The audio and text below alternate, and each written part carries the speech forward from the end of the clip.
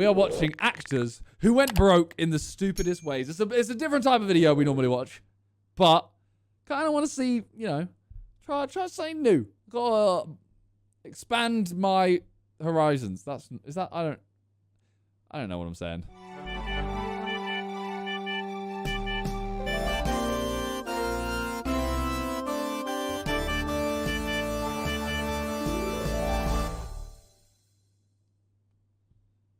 The sort of vid I'd expect some Sidemen reacts. 100%.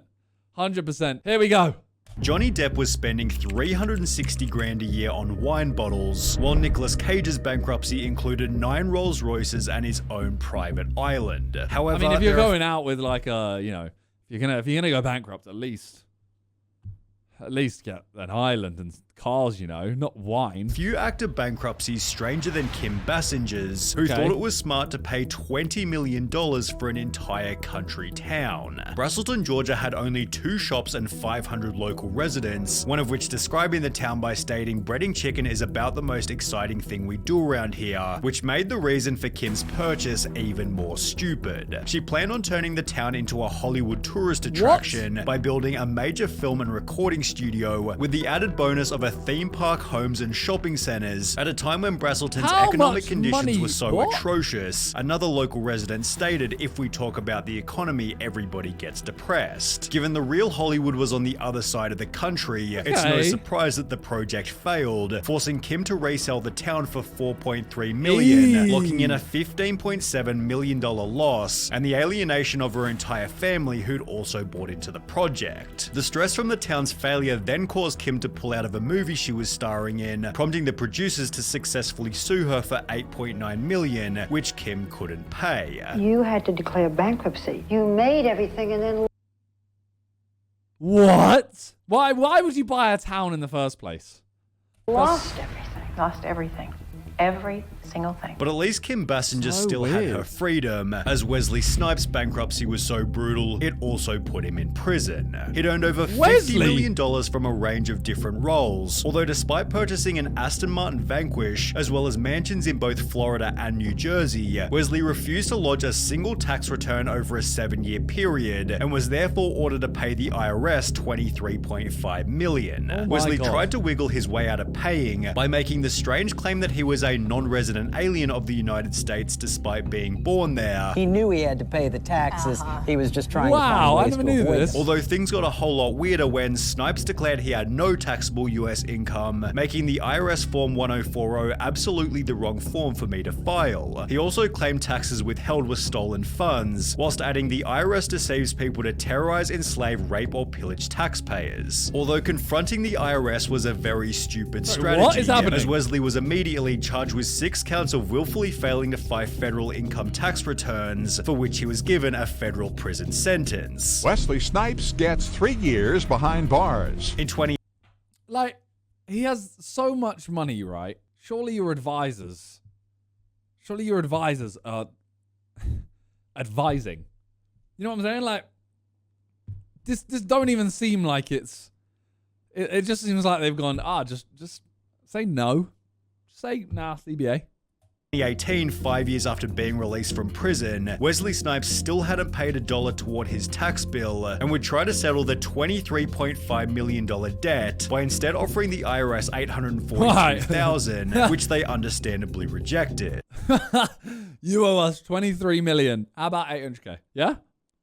Wesley then tried arguing. To be fair, vampires don't pay taxes, and he got rid of vampires for the world, so I'd let him off. Economic hardship, but the court said no to that too, instead dropping his tax bill to $9.5 million, which it seems he hasn't paid either. Avoiding a tax bill for 15 he got years let off. That was 14 mil they took off, and he's might almost make him a genius. However, when Heidi Montag blew through $10 million, there was zero intelligence anywhere. Reality television was the source of her wealth, appearing in The Hills, Big Brother, and I'm a Celebrity, Get Me Outta Here. Although when these types of shows completely disappeared, Heidi instead began recording music, spending $2 million on her very first album. She'd state, "I put every dollar I have into this. I've spent over $1 million, almost $2 million on this album. It's cost as much or more than a mostly Britney like, Spears album because I features and wanted stuff, it to right? be that quality. The songs will make an impact in pop history. It sold only 1,000 copies.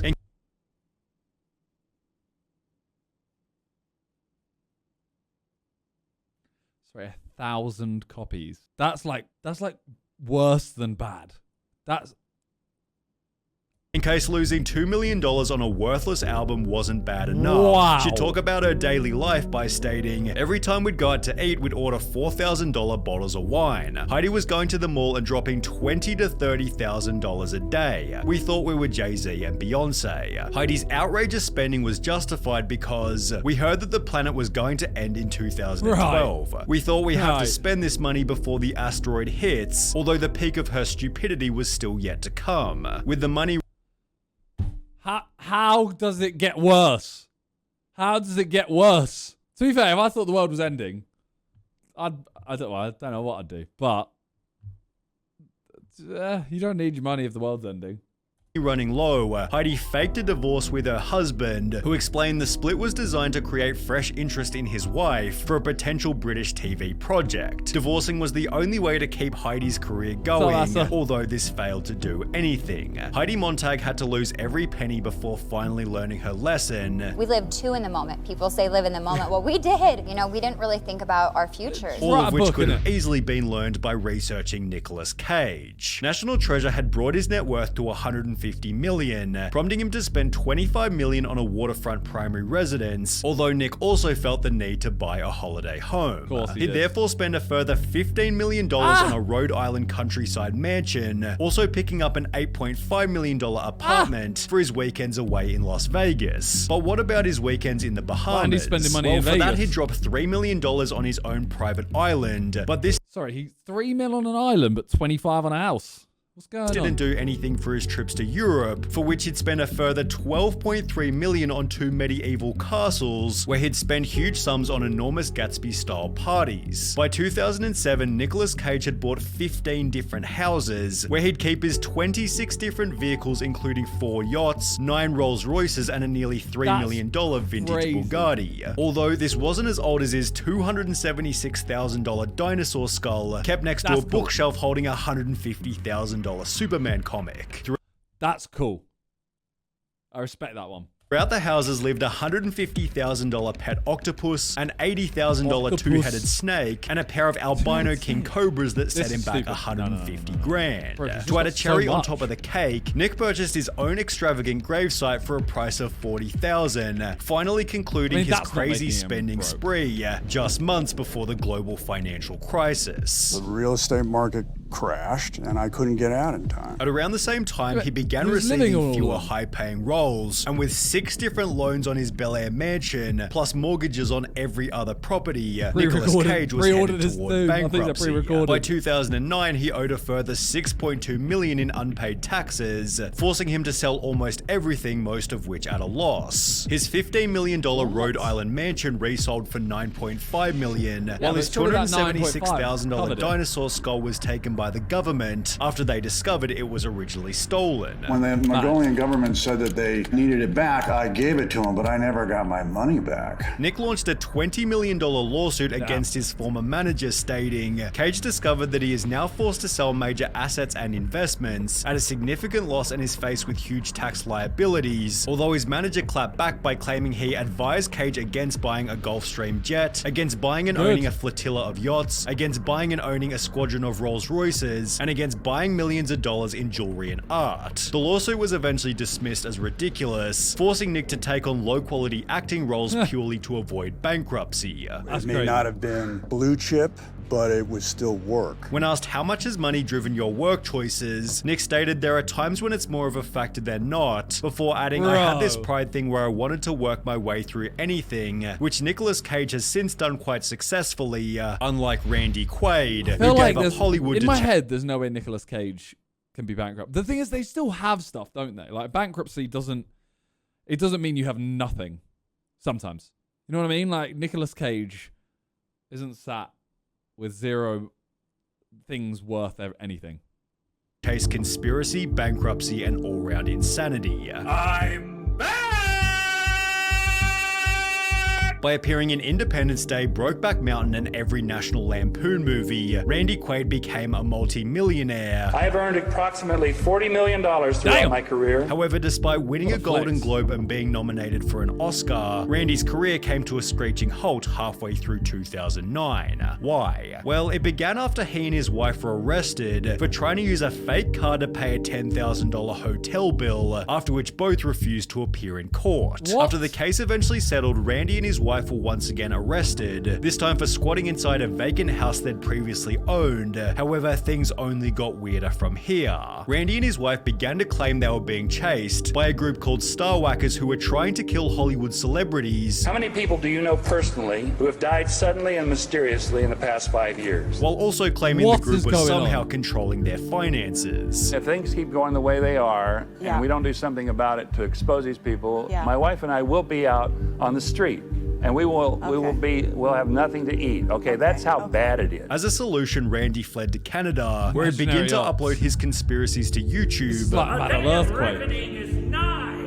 Wake up! After which he was arrested for a third time whilst trying to sneak back into America. The Oscar-nominated actor and his wife in jail this morning after being arrested at the Canadian border in Vermont. Exactly where Randy's $40 million went isn't entirely clear. Yeah, this one's However, that one's more sad, to be fair. That one's more sad. Like, the other ones are just kind of like, yeah, what the fuck are you doing with your money?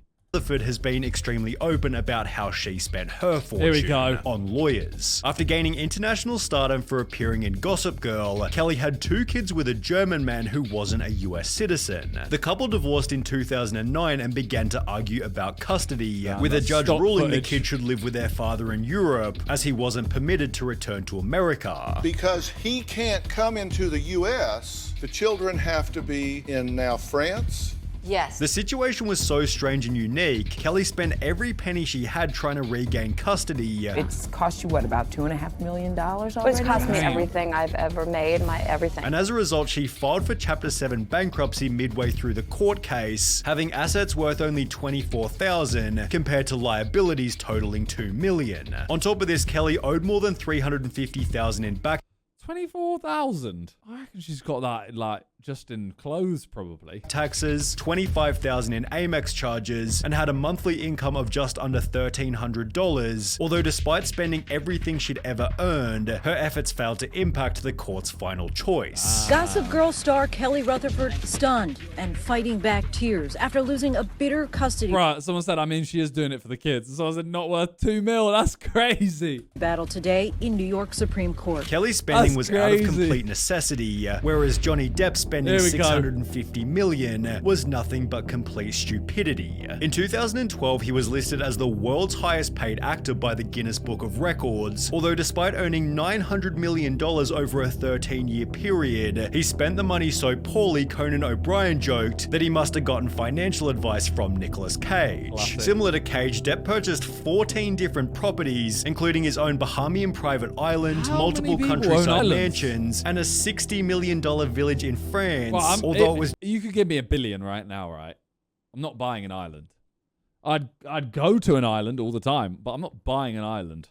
Johnny Depp's day-to-day expenses that might have been even crazier. A 2017 lawsuit revealed he was burning $2 million a month on $200,000 for a private jet, $150,000 on security for himself and his family, $300,000 on staff, including 40 full-time employees, and $30,000 on wine, which was confirmed during his trial with Amber Heard. However, Johnny Depp's craziest purchase was when he spent $3 million on his friend Hunter S. Thompson's funeral by firing his ashes out of a rocket like cannon. Just like Nicolas Cage, Johnny Depp tried to sue his management company TMG, although they'd responded with their own lawsuit stating Depp chose time and again to ignore TMG and all of his other advisors. Depp truly has no one but himself to blame for his current financial and personal I hope KSI does that for me.